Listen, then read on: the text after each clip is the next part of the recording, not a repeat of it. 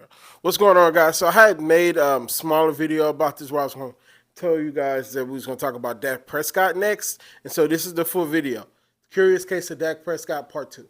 Before training camp, you heard Dan Orlovsky refer to the fact that Dak Prescott may get $1 gazillion. I don't know that it's going to be a godzillion, but there's no player in football with more leverage than Dak Prescott, who cannot be traded due to a no-trade clause, cannot be tagged due to a no-tag clause. And if you can't be tagged and you can become an unrestricted free agent in the prime of your career at the quarterback position, that gives you more power and leverage than any player in all of. So hey, if you don't know me, my name is Keith do Black Quarterback Series, and today we're going to talk about Dak Prescott, his contract, and maybe some other things that I see that I've seen today in the ether. I've been going for a while, so let's talk about it. So I made a Dak Prescott video maybe 4 years ago, and it's called Curious Case of Dak Prescott, where I outlined his contract from his rookie year, where I outlined his career from his rookie year up until right now.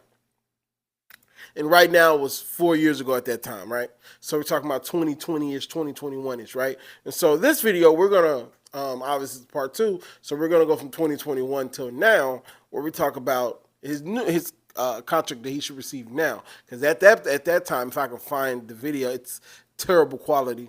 But if I can find that audio, I will show the audio. Essentially, I said, should they pay Dak Prescott? No.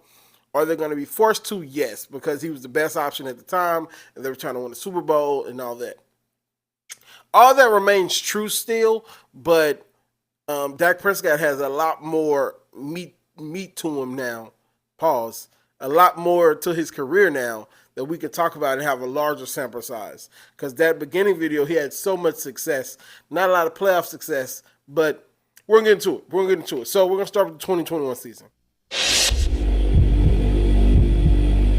So the 2021 season, he passed for 4,449 yards, 37 touchdowns, 10 interceptions, with a passer rating of 104.2. You might think, Keith, that's great. And so a growing trend with Dak Prescott is that he plays well against teams he shouldn't play well against, and then plays terrible against the teams he should play well against, the much better teams when they step up in competition. This is a very talented Dallas Cowboy team from since the point he's got there until now. So there's no reason, as I'll talk about later, I guess I'll bury the lead, he's 2-5 in the playoffs.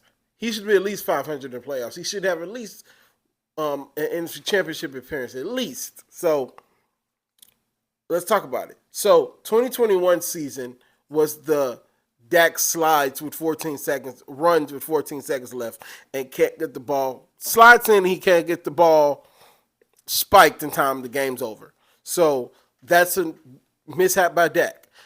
I think I can speak for any Dallas Cowboy fans saying you would rather force the ball to CD and possibly get an interception or something at that time, not sliding there and not being able to even have a chance at it.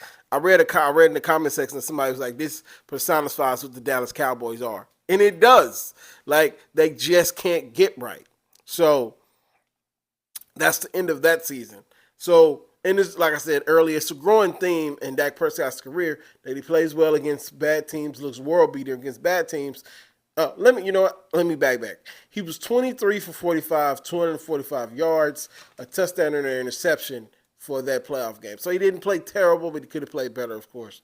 And nobody even cares about that because he made the worst play of the game. So, bad Dak Prescott 2021 season. So we get into the 2022 season. Has another good year, but his interceptions goes up relative to his touchdowns because he had a right thumb injury. He ended up having to have surgery on. He was out till week 7. And so his final numbers was 2,860 yards, 22 touchdowns, 15 interceptions with a 91.1 QBR. And you might think, Keith, these are good numbers. He missed a chunk of the season, But again, thumb injury, still plays well. And I'm not saying Dak Prescott doesn't have his moments, but I'm saying put a body of work or a season together to where you can even defend Dak Prescott. Like, honestly, Dak Prescott should be on my list of top 10 greatest black quarterbacks to ever do it, just based off the talent and everything that he's been around. But he can't get right. And now I'm not blaming the thumb injury on him. I'm just blaming the fact he's just black Tony Romo. So let's get into it. So the injury kept him out for a while, so that's stifling him. And I'm going to blame the high interception ratio, because this is his highest interception ratio of these 4 years of this contract. So 15 interceptions is bad, right? So you get back to the playoffs. I think this is the year, if I'm not mistaken. I'm sorry, guys, I didn't write it down. But he wins the wild card game, looks good against a terrible Tampa Bay team. I think that's one of Tom Brady's. I think that might have been Tom Brady's last year. So he beats that Tampa team, and then he gets to the divisional round against the 49ers. He gets to the divisional round, wins a playoff game, and faces against the 49ers again. So when he gets to the playoffs, that's a really good game. Really good game, 49ers Cowboys, old school good game, right? A mixture of his defense can't get off the field and Dak Prescott turning the ball over and never looking really comfortable. And I granted that's a great 49ers team, even at that time in 2022. But you got to win that game. You got to win that game against the 49ers. That wasn't even the best 49ers team. Now, that might be asking a lot of Dak Prescott, but when you paid this money, that's what you have to do. We're running through the Lamar Jackson simulator. If Lamar Jackson loses that game against the 49ers, what are we saying? We're saying the same thing.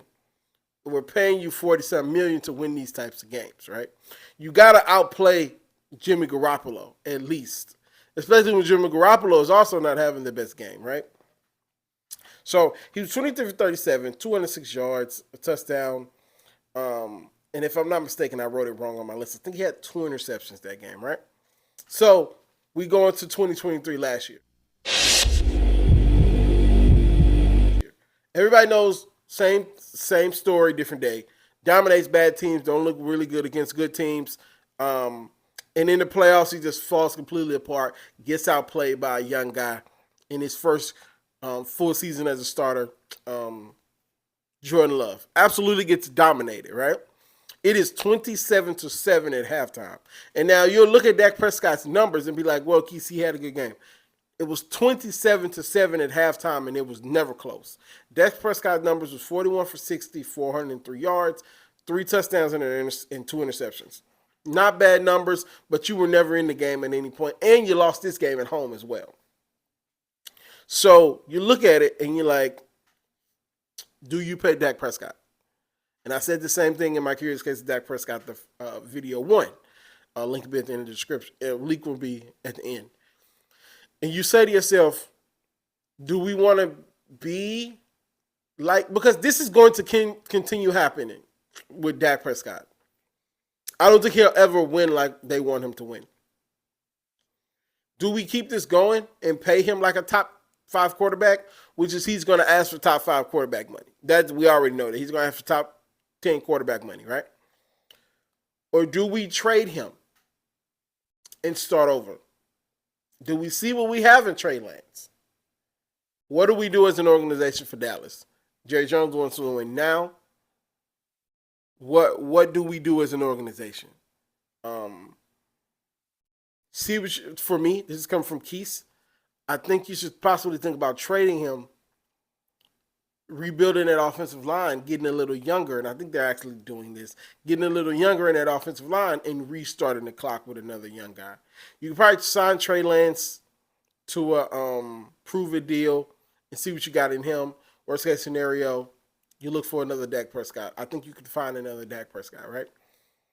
But I think what they're going to do is re-sign Dak. And I think Dak's going to take a pay cut this time because he knows he hasn't lived up to expectation of that large contract, which in comparison to all the other contracts are not as large as we thought it would be, right? So I think he'll take a pay cut and he'll re-sign with Dallas. But let's be fun and let's say he doesn't. Vegas is an option.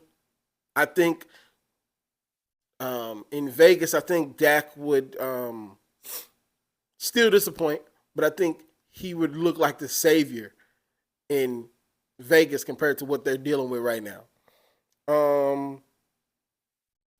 I think Denver, maybe Denver. Denver doesn't have a quarterback, if I'm not mistaken. Oh no, I'm sorry. They got the young guy. So not Denver. But Vegas is definitely the biggest option for me.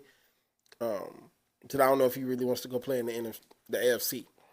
So I really haven't thought about this, really given that part of it any thought, other than Vegas. But Dak Prescott is average. He's average. So is he going to get average money? No, because he's hitting the market at a good time again. So he's going to have another bite at the apple. So I think they're going to re-sign him. Like, I don't want to reiterate what I keep saying, but I think they're going to re-sign him and just keep this train moving. But if they don't re-sign him, the reason could be that they're going to break the bank for Michael Parsons, and they're probably going to break the bank for CD. I think they're going to break the bank for CD. So that's really all I got for you guys. Let me know what you guys think as far as Dak Prescott. Where you think he's going to sign? Is he going to stay with Dallas? Let me know what you guys think, and I'll talk to you guys later. Peace.